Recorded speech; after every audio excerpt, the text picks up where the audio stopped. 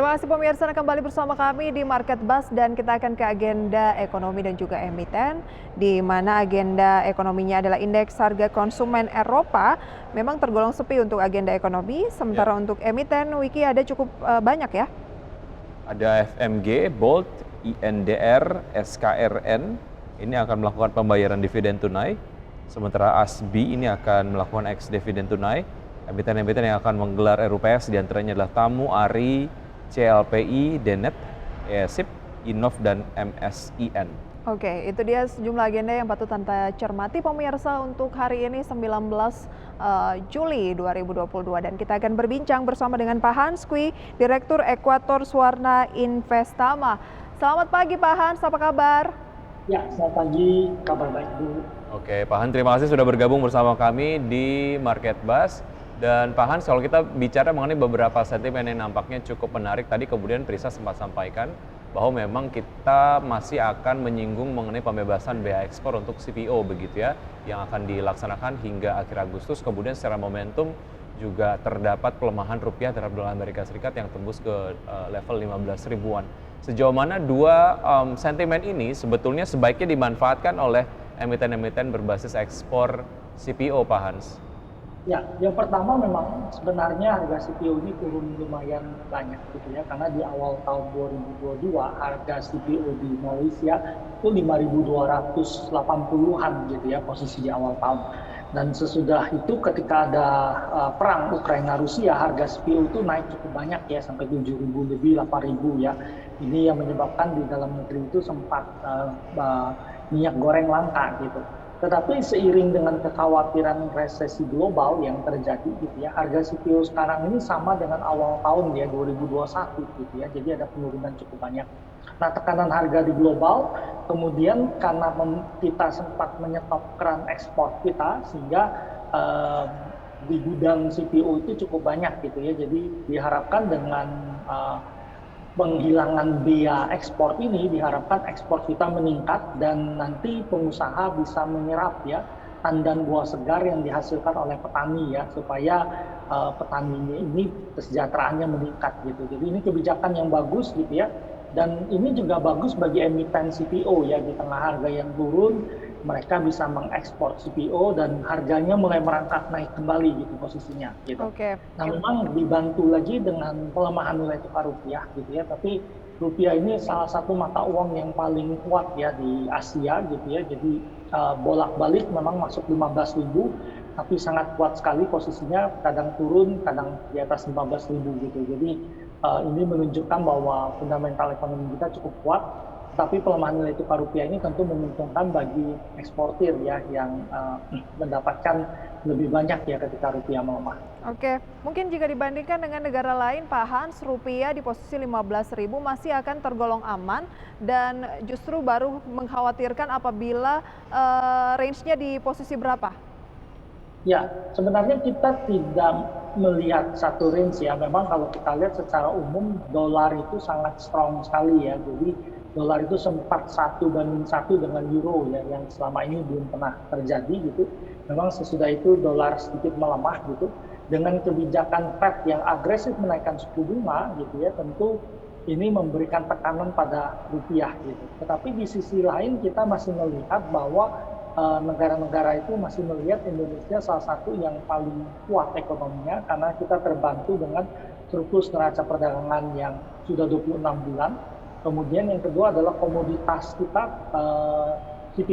batu bara itu masih cukup baik harganya di global gitu. Jadi saya tidak mendefinisikan satu range, tetapi kita berharap bahwa Bank Indonesia bisa merubah suku bunga supaya rupiah kita lebih menguat kembali. Baik, bicara mengenai apa yang kemudian juga dilakukan oleh Bank Indonesia dan juga Indonesia lah ya, terkait dengan penjajakan-penjajakan untuk menggunakan mata uang lokal, bicara mengenai hubungan perdagangan antara dua negara ataupun bilateral. Nah, sejauh mana ini akan menekan penggunaan dolar Amerika Serikat dan sejauh mana ini kemudian akan juga mendukung penguatan nilai tukar rupiah sendiri, Pak Hans? Ya, memang kalau kita lihat beberapa tahun terakhir ini global mulai bergeser ya, ekonomi global bergeser, Asia menunjukkan kekuatannya ya, didukung oleh Tiongkok, ekonomi Asia cukup kuat gitu. Nah ini memang udah waktunya bagi negara-negara untuk lebih memakai mata uang lokal ya, bertransaksi bilateral antar negara gitu ya, sehingga mengurangi ketergantungan pada US dollar sendiri gitu.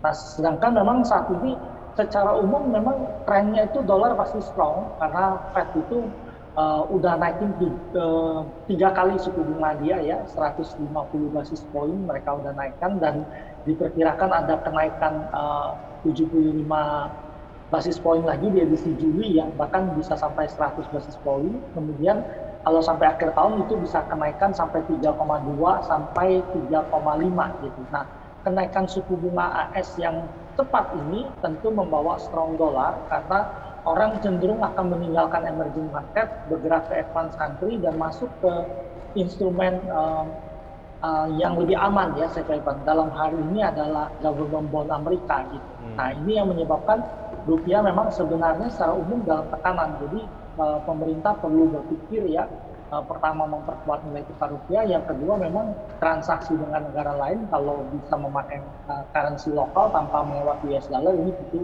bagus bagi perekonomian kita. Oke, kami punya data grafis ya dan mungkin bisa ditampilkan di layar pemirsa untuk Anda simak. Saham-saham CPO yang mengalami lonjakan. Gosco Plantation atau Gosco kemarin naik 8% ke posisi 143. Kemudian Astra Agrolestari atau AALI naik 5% ke 9.400. PP London Sumatera atau LSIP naik 5% ke 1.185 pemirsa, dan Salim Infomas atau SIMP naik 4,5% ke 462, serta Sawit Sumber Mas atau SSMS naik 1,45% ke posisi 1.400. Dari saham-saham perkebunan ini Pak Hans, mana yang menurut Anda mungkin satu atau dua yang sangat menarik untuk dicermati saat ini?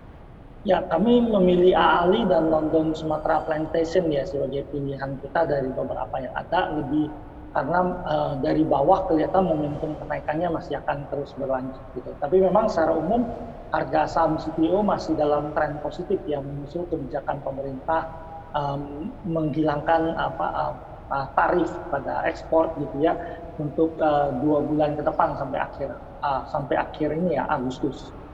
Oke, tren positif mengenai harga saham berbasis CPO ini akan berlangsung setelah Agustus juga, Pak Hans, atau penguatannya hanya mengejar momen pembebasan bea ekspor saja? Ya, saya pikir sekarang ini masalah kita adalah di dalam negeri gudang-gudang CPO-nya itu stoknya cukup banyak gitu ya. Jadi kalau tidak dilepas segera dengan bantuan pengurangan tadi gitu ya, jadi harapannya itu stoknya berkurang, kemudian nanti pengusaha bisa membeli tandan buah segar dari petani gitu. Dan kalau kita pikir memang trennya CPO ini agak berat gitu ya, karena kita lihat komoditas global itu bergerak turun semua gitu ya. Indeks komoditas global dari Bloomberg itu menunjukkan udah turun lebih dari 20%-an gitu ya. Jadi dari harga tertinggi nampaknya komoditas memasuki tren bearish, menyusul memang kekhawatiran resesi global yang nampaknya memang tidak bisa dihindarkan gitu ya. Resesi hampir pasti terjadi di Amerika dan Eropa gitu ya. Biarpun Indonesia kemungkinan sangat kecil terjadi resesi. Baik, saham-saham berbasis CPO sampai dengan Agustus, kira-kira strategi perdagangan yang menarik apa yang bisa diterapkan, Pak Hans? Ya, kalau kita lihat seperti AALI itu kan dari bawah ya, jadi kita tentu beli sekarang, kita coba hold dulu dalam beberapa pekan ke depan ya, mengharapkan ada berita ini bisa mendorong saham-saham CPO bergerak naik ke atas gitu.